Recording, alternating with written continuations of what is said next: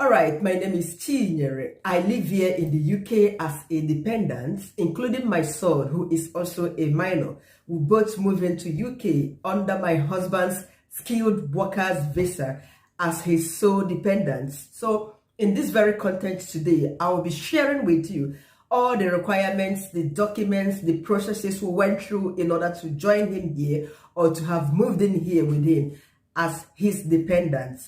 Meanwhile, this very video today is inspired by one of my subscribers who also dropped a question in the comment section. His name is Abiodun Asowaju. Sorry if I pronounce your name wrongly. I will leave the comments here so that you could say it.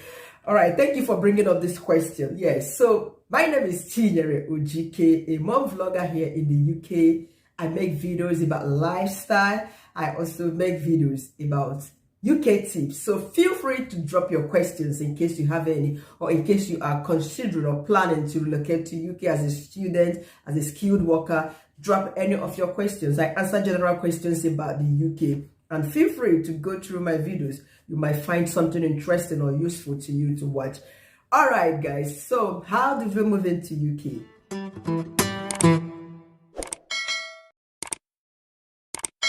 So before ever bringing your dependents or your family into this country, this set of people are legally considered as your dependents. You have your spouse or your partner, your child, your parents, or anyone who is depending on you for care. These are the set of people considered as your legal dependents in the UK.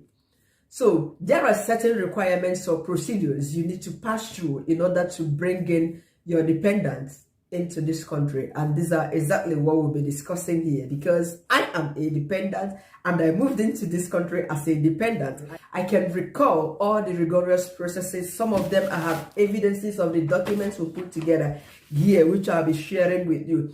So basically, for you to move in here or to bring in your dependent into this very country, is either you are already here as a student, or you get admission to study here and you want to move in with your family. That's your immediate family, this set of people that I've just defined.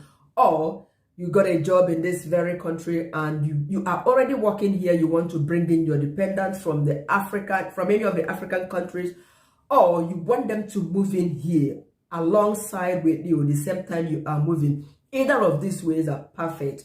You can easily bring them in before coming in here as you are moving in, or they join you afterwards. And there are certain processes and requirements, documents you need to put through. And number one is this: assuming you are bringing in your wife and your children, or just your wife alone, you have to provide something they call proof of relationship to show that you are legally married to this person. You tag your wife or your husband, because it could be your wife who is already here working, or who has gotten a job to move into UK. It could also be the man, either ways. But then you need to provide this proof of relationship to show that you are married. And what are the documents needed to show this proof of relationship? Your marriage certificate is number one. You have to show evidence that you are legally married, either in court or in the church. These are acceptable kinds of marriage if you did social studies in secondary school, So before we came in here, during our visa application processes, one of the major documents we provided was the certificate of marriage, which I have here. Yeah, we contracted our marriage in Lagos, Nigeria. So we provided the certificate, the originals, photocopies attached to our visa documents. You can also attach some photo memories you have taken with your man together or your woman together, as the case may be. You can also provide the receipt of the hotel you paid for, the holiday trip you have been to. But in our case, I didn't have to provide all this because I've done dependency visa before now, joining my husband in Saudi Arabia, So another thing I provided was my husband's employment letter from the UK. I attached it to my own visa document to show that, yes, the man I'm coming to meet here, or the man I'm following to UK as his dependent, already has a job in this part of the world. I also attached his COS, that's his sponsorship letter, to show that, yes, he already has a job here. You know, actually coming to the UK, we came in hand with my husband. He didn't have to come here, spend a month before we joined him here. All of us came down from Saudi Arabia together. So this is the point I want to clear here. So we moved down together with him.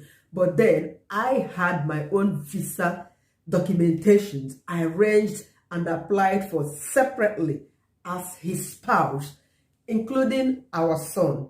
You know, so if you are in a civil partnership, also provide some utility bills as an evidence that you have been living with this man or this woman together. You have been paying house rent or bills together as partners, you know. So the next, bringing in your child, 1, 2, 3 child. I think 4 is the maximum requirement. If you are bringing in your 5th child, you are catering everything for that child, sponsoring the child from A to Z. So if you are bringing in your child, your children, there should be consent letter, especially when the child is under 18. You know, we wrote a consent letter from our child. I wrote a consent letter and my husband did the same separately. We both signed each other's letter showing that our son, Sontochukwu, is also our dependent. Another important requirement is the proof of fund. If you are bringing in your spouse, he or she would need a total sum of £285. You know, and if you are bringing in one child, for instance, you will have £315 for your child. This is just for living expenses or catering expenses. And if you are bringing in extra child, that child would need £200. And basically, me, who came in here as a dependent, I didn't have a bank account in Saudi Arabia. I wasn't working in Saudi Arabia. So I provided my husband's statement of accounts for the period of 2 months. You can make yours for 3 months, as the case may be. You know, that's what I provided in my clarification letter to the UK VFI in Saudi Arabia then, you know. So your child is not working, who is a minor. So definitely this money is going to be in whomever that is sponsoring you guys to come, the person's account, assuming your wife is the one here. This money should be in his account because your husband, your son or your children, they are coming in as her dependents, you know. If your man is also working in Nigeria, good and fine. He can also provide a statement of account because he's an adult too, you know. This would definitely enable them to determine quickly on you guys' visas when both partners provide a statement of account. But in my case, I didn't have to do so, being that I wasn't working. So basically, I used my husband's statement of account, being that he is or he was my sponsor as at that time. I am coming in under his visa, not mine, as his dependent, you know. And one thing I want to also say is this: always remember to cross-check in the gov.co.uk website. Yes, because all these prices, they vary all the time. Every time they keep changing things in the website. So make sure you check to be sure of these very amounts when applying for your visa. Then police clearance is another important document required of you when applying for your UK visa as skilled workers, students, dependents. You know, everyone needs this police clearance. So I brought one from Nigeria, and the Kingdom of Saudi Arabia also cleared me, you know, because you must provide police clearance for a period of 5 years. Unfortunately, I didn't spend 5 years in Saudi Arabia, rather 3 years. So I had to provide one from Nigeria, where I moved from, to Saudi Arabia, and then one from Saudi Arabia. So I got one from Nigeria, one from Saudi Arabia. Another thing I provided was my national insurance number, NI. This is what permits you to work in the UK. Why did I provide this? As somebody, a dependent wishing to move into the UK with a husband, I provided this because I have lived in the UK in the last 8 years.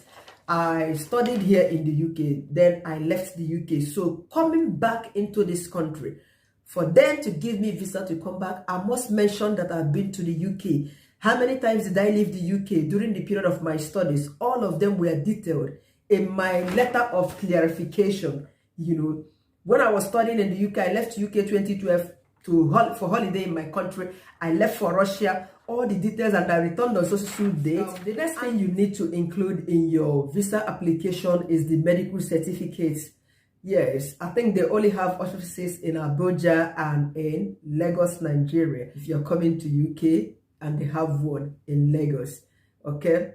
And it's basically for TB. How about health surcharge? Well, I would advise you pay health surcharge if your visa requires you to pay health surcharge. For me, that I came in as a dependent, my husband got a job as a skilled worker and is also a health worker.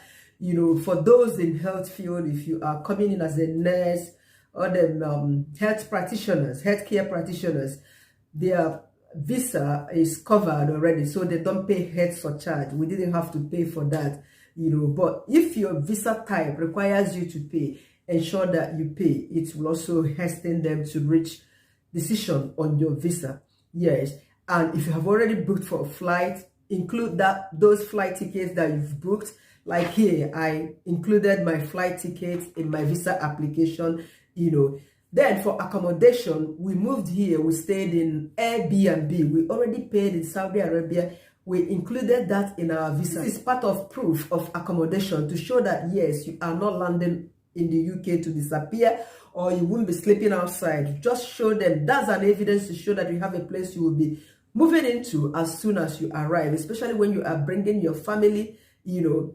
You can't bring them to start living in the bush. No. You can also pay for a hotel and attach the receipt showing that, yes, your family that will be joining you or your family that you'll be bringing, they have a place to stay in case that all of you are coming together.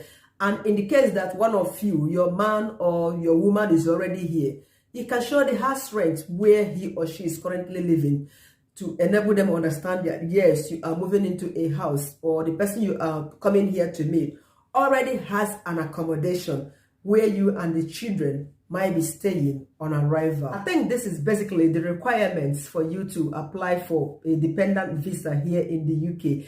And as a dependent, remember that you have access, unlimited time to work. Like me, I can work from Monday to Friday if time permits. You don't have any restriction as it regards to working in the UK as a dependent. But you know, coming in as a dependent who has a child or children, child care is a big thing here in the UK. So both of you, you and your man, have to like figure in that when working in this part of the world. But if both of you do not have any child or any children yet, keep on working. You decide to rest when you can. Hence, you are not on a study visa, because it is the study visa that limits people from working to a specific period of time, which is 20 hours a week for students in this country. Dependent visa allows you to work unlimited hours of shifts in a week. Another point you have to remember is this: moving in here as a dependent or with a dependent visa, it means that your visa expires the minute your husband's visa or your wife's visa, who actually brought you in, who you are depending under his visa, expires.